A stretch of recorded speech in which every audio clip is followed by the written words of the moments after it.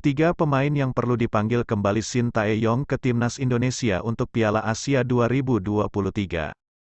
Sejumlah pemain yang tersingkirkan layak kembali dipanggil Shin Tae-yong ke timnas Indonesia untuk menghadapi agenda selanjutnya.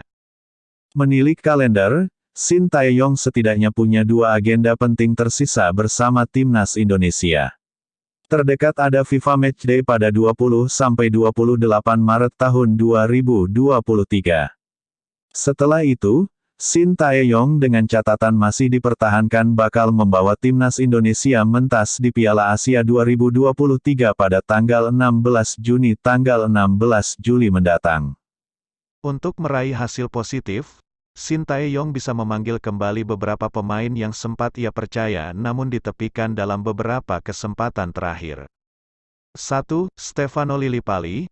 Lillipali bisa menjadi salah satu opsi pemain yang dipanggil lagi oleh Shin Tae-yong. Meski usianya sudah 33 tahun, ia punya pengalaman dan kemampuan yang dapat membantu permainan timnas Indonesia. Terakhir kali Lillipali dipanggil oleh Shin Tae-yong adalah pada kualifikasi Piala Asia 2023 Juni tahun lalu. Setelah itu, ia tak lagi dipanggil ke dalam skuad Garuda. Penampilan Lillipali di Liga 1 2022/23 juga sedang impresif. Dari 16 pertandingan yang dilewatinya sejauh ini, ia sudah mencetak 4 gol dan 5 assist. 2. Irfan Jaya. Irfan Jaya sempat jadi andalan Shin Tae-yong di lini depan timnas Indonesia, bahkan ia tampil sangat impresif di Piala AFF 2020.